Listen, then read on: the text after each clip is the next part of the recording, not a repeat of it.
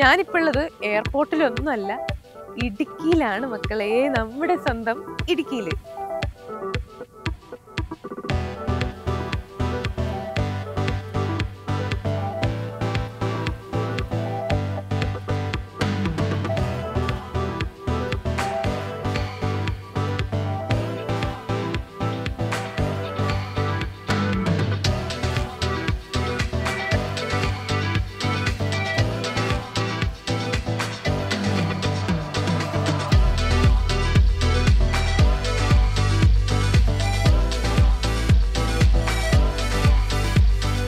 സംഗതിയൊക്കെ ശരിയാണ്. ഞാൻ നിങ്ങളെ ഫ്ലൈറ്റിനൊക്കെ വിളിച്ചെങ്കിലും ഞാനിപ്പോൾ ഉള്ളത് എയർപോർട്ടിലൊന്നുമല്ല, ഇടുക്കിയിലാണ് മക്കളെ. നമ്മുടെ സ്വന്തം ഇടുക്കിയിൽ.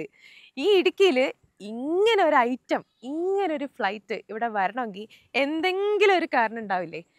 ഞാനിവിടെ വന്ന് നിൽക്കണമെങ്കിൽ എന്തെങ്കിലും ഒരു കാരണം ഉണ്ടാവില്ലേ? ഇന്ന് ഒരു ഫ്ലൈറ്റിൻ്റെ വിശേഷമാണ്. ഇതെന്താണെന്നറിയണ്ടേ? ഈ ഫ്ലൈറ്റ് എന്താണെന്നറിയണ്ടേ? അപ്പോൾ വീഡിയോ ഫുള്ള് കണ്ടോ. Welcome to movie world. ഇന്ന് കുറച്ച് ഫ്ലൈറ്റിൻ്റെ വിശേഷങ്ങളായാലോ. ഇടുക്കിയിൽ ഈ ഒരു മഞ്ഞത്ത് ഇങ്ങനൊരു ഫ്ലൈറ്റ് വന്നതിൻ്റെ കഥ നിങ്ങൾക്ക് അറിയണ്ടേ? ഇതാണ് ഞാൻ പറഞ്ഞ ഫ്ലൈറ്റ്. ഞാനിപ്പോൾ ഈ ഫ്ലൈറ്റിലേക്ക് കയറാൻ പോവാട്ടോ. ഇതിൻ്റെ ഉള്ളിലൊരു പൂള് വരെ ഉണ്ട്. അപ്പോൾ നമുക്ക് ഇതിൻ്റെ ഉള്ളിലെ വിശേഷങ്ങൾ അറിയാം. ക്യാബിൻ ക്രൂ ഉണ്ടോന്ന് അറിയണമല്ലോ. ഹലോ, നമസ്കാരം. ഹായ്. ഇവിടുത്തെ പൈലറ്റ് ആണോ? ഓണറാട്ടോ. എല്ലാവർക്കും സംശയം ഉണ്ടാവും ഇതെന്താണ് ഐറ്റം എന്നുള്ളത്. ഒന്ന് പറഞ്ഞു കൊടുക്കും. അതെ, ഞങ്ങളുടെ ഹൈ റേഞ്ചുകാർക്ക് ഫ്ലൈറ്റും ഇല്ല, ട്രെയിനും ഇല്ല. അപ്പൊ അതിന് പകരമായിട്ട് ഞങ്ങള് ഇവിടെ ഒരു ഫ്ലൈറ്റ് അതേപടി കൊണ്ട് ഇറക്കി വെച്ചേക്കുക. അപ്പൊ നമ്മള് ഫ്ലൈറ്റിലൊക്കെ ചെന്ന് കഴിഞ്ഞാൽ നമുക്ക് ഇരുന്ന് യാത്ര ചെയ്യാനും പിന്നെ ഒന്നോ രണ്ടോ പേർക്ക് സ്റ്റേ ചെയ്യാം. അപ്പൊ ആ ഒരു കൺസെപ്റ്റ് നമ്മൾ ഇവിടെ ചെയ്തിട്ടുണ്ട്. നമുക്ക് പക്ഷെ ഫ്ലൈറ്റിന്റെ സ്വിമ്മിംഗ് പൂൾ ഇല്ല, നമ്മളിവിടെ സ്വിമ്മിംഗ് പൂൾ വരെ സെറ്റ് ചെയ്ത് വെച്ചിട്ടുണ്ട്. പിന്നെ ബെഡ്റൂം ഉണ്ട്, അതിമനോഹര ബെഡ്റൂമും വാഷ്റൂമും എല്ലാം നമ്മൾ സെറ്റ് ചെയ്തിട്ടുണ്ട്. പിന്നെ ഫ്ലൈറ്റിന്റെ മുകളിൽ ഗ്ലാസ് വിൻഡോസ് എല്ലാം അതേ രീതിയിലാണ് നമ്മൾ ചെയ്തിരിക്കുന്നത്. പിന്നെ ഇനി കോക്പിറ്റും കൂടെ റെഡിയാക്കി കഴിഞ്ഞാൽ പറക്കാൻ റെഡിയാണ്. കറക്റ്റായി ഒരു എയർപോർട്ട് ആക്കാനുള്ള പരിപാടിയാണ്. ഇടുക്കിക്കാർക്ക് എയർപോർട്ട് ഉണ്ടാക്കി തരുമോ? അതിനുവേണ്ടി ഞങ്ങള് ഒരു ചലഞ്ചാണ്. ഓ, ഇത് എന്താ ഈ ഒരു ഐഡിയ, ഇങ്ങനെ ഒരു ഫ്ലൈറ്റ് ഉണ്ടാക്കാനുള്ള റീസൺ? നമ്മളെ ഹണിമൂണൊക്കെ ആഘോഷിക്കേണ്ടി നമ്മളിപ്പോ ഇന്നിപ്പം വെറൈറ്റിയുടെ കാലമാണ്. നമ്മൾ ഫ്ലൈറ്റിന്റെ അകത്തായാലും ഷിപ്പിന്റെ അകത്തായാലും അങ്ങനെയൊക്കെ പോകുന്ന ഒരു കാര്യത്തിലേക്കാണ് നമ്മൾ പോയിക്കൊണ്ടിരിക്കുന്നത്. അപ്പം ഫ്ലൈറ്റിലേക്ക് പോകണം, ഏറ്റവും കുറച്ച് നമുക്കറിയാം നല്ല ചാർട്ട് ചെയ്ത് പോകണമെങ്കിൽ അതിന്റെ എമൗണ്ട് വേണം, അല്ലെങ്കിൽ അല്ലാതെ പോകണമെങ്കിൽ നല്ലൊരു എമൗണ്ട് വേണം. അപ്പൊ ഇതെന്ന് പറഞ്ഞാൽ സാധാരണക്കാർക്ക് ഒരു ഹണിമൂൺ ആഘോഷിക്കുക ഒരു ഫ്ലൈറ്റ് സ്റ്റേ ചെയ്യണമെന്നുണ്ടെങ്കിൽ ചെറിയ എമൗണ്ട് നമുക്ക് സ്റ്റേ ചെയ്യാമല്ലോ. ആര് കൺസെപ്റ്റ് ചെയ്തിരിക്കും സാധാരണക്കാർക്ക് അഫോർഡ് ചെയ്യാൻ പറ്റുന്ന ഒരു റേറ്റ് ആണ്. ചേട്ടാ, ഇത് എത്ര നാളെടുത്ത് ഈ ഒരു ഫ്ലൈറ്റ് ഉണ്ടാക്കാൻ? നമുക്ക് ഏകദേശം ഒരു വർഷത്തോളം, ഒരു 20 പേര് വെച്ച് നമ്മൾ റെഗുലർ ആയിട്ട് വർക്ക് ചെയ്തതിനു ശേഷമാണ് നമ്മൾ ഇങ്ങനെ ഒരു ഉണ്ടാക്കിയത്. ഡ്രീം പ്രോജക്റ്റ് ആക്കിയത്.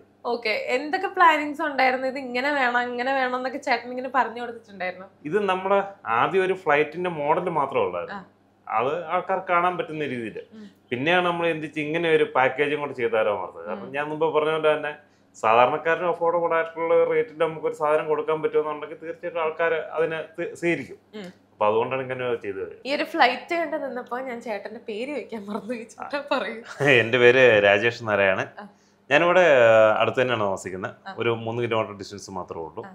അപ്പം അതുകൊണ്ട് തന്നെ ഞങ്ങൾക്ക് വരുന്ന ഗസ്റ്റുകളെ ഞങ്ങൾക്ക് കൂടുതൽ അവരെ കെയർ ചെയ്യാൻ സാധിക്കും. അവർക്കൊരു ഹോസ്പിറ്റാലിറ്റി നല്ല രീതിയിൽ നമുക്ക് കൊടുക്കാൻ സാധിക്കും. പിന്നെ അതിനേക്കാൾ ഉപരി എന്ന് പറഞ്ഞാൽ നമ്മുടെ സാധാരണ പറഞ്ഞ റിസോർട്ടുകൾ ഇഷ്ടം പോലെ ഉണ്ട്. ഹൈ റേഞ്ചിൽ എന്ന് പറഞ്ഞാൽ ഇടുക്കി ജില്ലയിലെ ഏറ്റവും കൂടുതൽ റിസോർട്ടുകളുള്ളൊരു മേഖലയാണ്. അപ്പോൾ ഇവിടെ എന്ന് പറഞ്ഞാൽ അത് എല്ലാം ഒരു 2-3 ചെറിയ ചെറിയ കോട്ടേജുകളാണ്.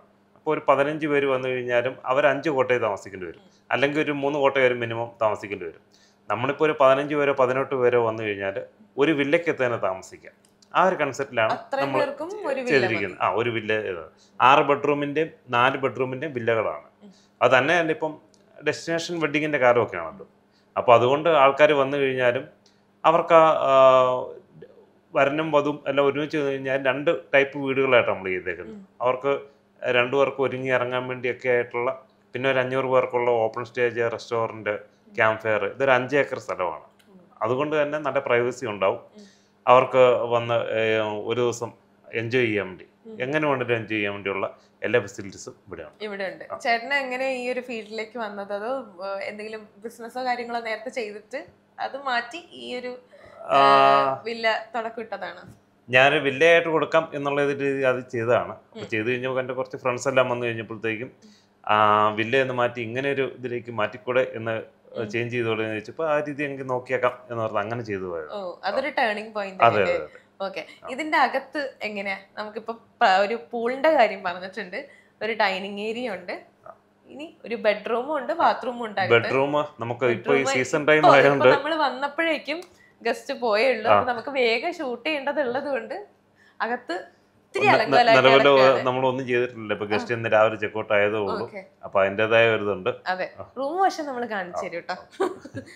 നമുക്ക് ഒരു ഫ്ലൈറ്റിന്റെ വിൻഡോസ് പോലൊക്കെ തന്നെയാണ് എല്ലാം ഇത് ചെയ്തേക്കുന്നത്. നമ്മളിത് നമ്മൾ ബാഗൊക്കെ എടുക്കാണ്ട് വലിച്ചു തുറക്കുന്ന പോലെ തന്നെയാണ് ഇതൊക്കെ ചെയ്തേക്കുന്നത്. പിന്നെ ബാത്റൂം ഉണ്ട്, കട്ടിലുണ്ട്, എന്താ പറയാ, പുറത്താണെങ്കിൽ പൂളും ഉണ്ട്. ഒരു പ്രൈവറ്റ് ആയിട്ട് പൂൾ ഉപയോഗിക്കുന്നവരാണ് ഒത്തിരി പേര്. അപ്പൊ എല്ലാവർക്കും പ്രൈവസി ആണല്ലോ ആവശ്യം. നമ്മളിപ്പം 5 വില്ലയാണെങ്കിൽ പോലും നമുക്ക് അല്ലാതെ 2 പൂള് നിലവിലുണ്ട്. ഒരു വാട്ടർഫാൾസ് വിത്ത് പൂളുണ്ട്, ഒരു കേവ് വല്ല താഴെ കണ്ടായിരുന്നല്ലോ. അപ്പൊ അതിൻ്റെ അകത്ത് ഇവിടെ നമ്മൾ സ്ലൈഡ് ചെയ്ത് വെള്ളത്തിലേക്ക് വന്ന് വീഴാവുന്ന രീതിയിൽ നമ്മൾ ഒരെണ്ണം ചെയ്തിട്ടുണ്ട്. അതല്ലാതെ അതിമനോഹര ഒരു ഇൻഫിനിറ്റി പൂളുണ്ട്. പിന്നെ ഒരു പ്രൈവറ്റ് പൂൾ വില്ലയും കൂടെ നമ്മൾ ഇപ്പോൾ റെഡിയാക്കിക്കൊണ്ടിരിക്കുന്നു. അതിപ്പോൾ ഒരു റീസെന്റ് ഒരു 2-3 മാസം കൊണ്ട് നമ്മൾ അത് തീരും. ചെറിയൊരു പ്ലേ ഏരിയയും കൂടെ അവിടെ ഉണ്ട്. അതെ അതെ, കുട്ടികൾക്കുള്ള പ്ലേ ഏരിയ ഉണ്ട്, ക്യാമ്പ് ഫയർ ചെയ്യാനുള്ള ഏരിയ ഉണ്ട്, ഇനിയിപ്പം ബാർബിക്യൂ ചെയ്യാനുള്ള അതിനുള്ള ഫെസിലിറ്റീസ് ഉണ്ട്. ഈ ഫ്ലൈറ്റ് ഉണ്ടാക്കിയപ്പോ ഉണ്ടല്ലോ, ഇതിന്റെ ചെറിയ ചെറിയ സംഗതികളൊക്കെ ഉണ്ടല്ലോ, അതൊക്കെ വളരെ ശ്രദ്ധിച്ചു വേണമല്ലോ ചെയ്യാനായിട്ട്. അതൊക്കെ എങ്ങനെ നിങ്ങള് എന്താ പറയാ, ആരുടെങ്കിലും സജഷൻസ് ഒക്കെ ചോദിച്ചിട്ടുണ്ട്? പിന്നെ നമ്മൾ ഒത്തിരി റെഫർ ചെയ്തതിന് ശേഷമാണ് ഇങ്ങനെ ഒരു ഇതിലേക്ക് എത്തിയത്. കാരണം ഇതിൻ്റെ അകത്ത് ചെറിയൊരു മാറ്റം വന്നു കഴിഞ്ഞാൽ പോലും, അലൈൻമെന്റ് വ്യത്യാസം വന്നു കഴിഞ്ഞാൽ പോലും, പ്രത്യേകിച്ച് ഇത്രയും വലിയൊരു ഫ്ലൈറ്റ് നമ്മൾ ഒരു ഷീറ്റല്ലോ അല്ല പൈപ്പല്ലോ ചെയ്തെടുക്കുവാണെങ്കിൽ അത്ര ഇത് ബെൻഡായിട്ട് എടുത്തു വെക്കാം. പക്ഷേ ഈ കോൺക്രീറ്റ് ആയിട്ട് ഇത്ര നമ്മൾ ചെയ്തെടുക്കുക എന്ന് പറഞ്ഞാൽ വളരെ നമുക്കൊരു ടാസ്ക് പിടിച്ച ഒരു കാര്യമായിരുന്നു. അത് എന്തൊക്കെ ശ്രദ്ധിച്ചിട്ടുണ്ടായിരുന്നു? ഇതിന്റെ മെറ്റീരിയൽസ് ഒക്കെ എടുക്കുമ്പോൾ തന്നെ ഓരോ കാര്യങ്ങൾ. അതെ അതെ, നമ്മൾ യൂട്യൂബ് ആയാലും ഗൂഗിളിൻ്റെ അകത്ത് എല്ലാം സെർച്ച് ചെയ്തിട്ട് ആ ഒരു രീതിയിൽ എങ്ങനെ ഇതിൻ്റെ അകത്ത് ഇന്റീരിയറിലൊക്കെ ചെയ്യാൻ വേണ്ടി അത് കോഴിക്കോട് നിന്നൊക്കെയുള്ള ആൾക്കാർ വന്നിട്ടാണ് ഇതിന്റെ ഫ്രണ്ടിലത്തെ ഗ്ലാസുകളൊക്കെ സെറ്റ് ചെയ്തേക്കുന്നത്. അപ്പൊ അത്രയും റിസ്ക് എടുത്താണ് നമ്മൾ ഇത് ചെയ്തേക്കുന്നത്. എയർ ഇന്ത്യ എഴുതാൻ എന്തെങ്കിലും കാരണം ഉണ്ടോ? അതോ എയർ ഇന്ത്യ ഇല്ല, നമ്മുടെ ഇന്ത്യയുടെ ഒരു എന്ന് പറയുക എയർ ഇന്ത്യ ആണല്ലോ. അപ്പൊ അതുകൊണ്ട് ആ ഒരു നമ്മൾ ഇത് ചെയ്തിരിക്കുന്നതാണ്. ഇപ്പൊ പുറത്തുനിന്ന് ഏതെങ്കിലും സെലിബ്രിറ്റീസോ കാര്യങ്ങളോ ഒക്കെ വന്നിട്ട് അങ്ങനെ ആരെങ്കിലും ഒക്കെ വന്നിട്ടുണ്ടായിരുന്നു? നമുക്ക് ഇൻഡിഗോ ഫ്ലൈറ്റിന്റെ ആൾക്കാർ ഇവിടെ വന്നിട്ടുണ്ടായിരുന്നു. അപ്പൊ നമ്മള് പണ്ട് ഫ്ലൈറ്റ് എന്ന് കേൾക്കുമ്പോൾ തന്നെ നമുക്കൊരു മഹാരാജാവ് നിൽക്കുന്ന ഒരു ഓർമ്മയുള്ളത് എയർ ഇന്ത്യയുടെ. ആ ഒരു ഓർമ്മയാണ് നമ്മുടെ മനസ്സിലെല്ലാം ഉള്ളത്. അപ്പൊ അതുകൊണ്ട് തന്നെ ആ ഗൃഹാതിരത്വം പോകാതിരിക്കാൻ വേണ്ടിയാണ് നമ്മൾ എയർ ഇന്ത്യ എന്ന് തന്നെ കൊടുത്തത്. ഇപ്പൊ ഈ ഫ്ലൈറ്റ് അല്ലാതെ വേറെ എന്തെങ്കിലും ചേട്ടന്റെ മനസ്സിലുണ്ടോ ഇനി വരാൻ പോകുന്ന എന്തെങ്കിലും? ഇനിയും വരുന്ന നമ്മള് ആൾക്കാർക്ക് എന്റർടൈൻ ചെയ്യാൻ വേണ്ടി ഓപ്പൺ ജിമ്മ്, ഫുട്ബോൾ ടർഫുകൾ, അങ്ങനെയുള്ള കുറച്ച് കാര്യങ്ങൾ, പിന്നെ റോപ്പ് വേ, അങ്ങനെയുള്ള കുറച്ച് കാര്യങ്ങളൊക്കെ നമ്മൾ ചെയ്യുന്നുണ്ട്. അപ്പം ഒരു ഫാമിലിക്കോ അല്ലെ ഒരു ഗ്രൂപ്പിനോ വന്നു കഴിഞ്ഞാൽ നമ്മൾ കൂടുതലായിട്ടും ഇവിടെ വരുന്നതെന്ന് പറഞ്ഞാൽ IT കമ്പനീൻ്റെ ആൾക്കാരുകളൊക്കെയാണ് വരുന്നത്. അവർക്കൊരു 50 പേർക്കോ അല്ലെങ്കിൽ ഒരു 20 പേർക്കോ വന്നു കഴിഞ്ഞാൽ 20 പേര് വന്നാൽ ഒരു വില്ല എടുത്ത് താമസിക്കാം, ഒരു വില്ലയ്ക്ക് തന്നെ വേണം താമസിക്കാം. ഇനി അവർക്കൊരു മീറ്റിംഗ് നടത്താൻ അതിനുള്ള ഹാളുണ്ട്, എല്ലാ സംവിധാനങ്ങളും ഉണ്ട്. അപ്പം വേറെ എങ്ങും പോകേണ്ട ആവശ്യം വരുന്നില്ല. ഇപ്പോൾ ടെക്നോ പാർക്കോ അല്ലെ ഇൻഫോ പാർക്കിൽ നിന്നൊക്കെ ഉള്ള ആൾക്കാരൊക്കെ ആണെങ്കിൽ ഒരു 50 പേര് വന്നു കഴിഞ്ഞാലും അവർക്ക് മീറ്റിംഗ് നടത്താനുള്ള സൗകര്യങ്ങളുണ്ട്. 100 പേര് വന്നാലും കുഴപ്പമില്ല. ഇപ്പൊ ഇടുക്കിയിൽ എന്നൊക്കെ പറഞ്ഞാൽ ഒരുപാട് റിസോർട്ടുകൾ ഉള്ള ഒരു അതിൽ നിന്നൊരു വെറൈറ്റി ആയിട്ട് നമ്മൾ എന്തെങ്കിലും കോമ്പറ്റീഷൻ ഉണ്ടാവും, ആ ഒരു രീതിയിൽ കൂടെ ചിന്തിച്ചിട്ടുണ്ടായിരുന്നു ആദ്യമേ. ഇപ്പൊ ഒരുപാട് എന്താ പറയാ റിസോർട്ടുകൾ ഉള്ളതാണ്, അപ്പൊ നമുക്ക് കോമ്പറ്റീഷൻ ഉണ്ട് എന്നുള്ള രീതിയിലേക്ക് ചിന്തിച്ചിട്ടാണ് ആദ്യമേ ഇതൊക്കെ പറഞ്ഞപ്പോഴേക്കും ഈ ഒരു ഫ്ലൈറ്റിന്റെ ഒരു ആശയം വന്നത്. അതെ അതെ, കാരണം ബാക്കി എല്ലായിടത്തും ഇപ്പോൾ ചെറിയ റിസോർട്ടായിട്ട് നമ്മൾ ചെയ്താൽ നിങ്ങൾ ഒരിക്കലും ഇത് കാണാൻ പോലും വരില്ല. അപ്പം നമ്മൾ വെറൈറ്റി ആയിട്ട് എന്താണോ ഉള്ളത് അതുകൊണ്ടാണ് ഇവിടെ ആൾക്കാർ വരുന്നത്.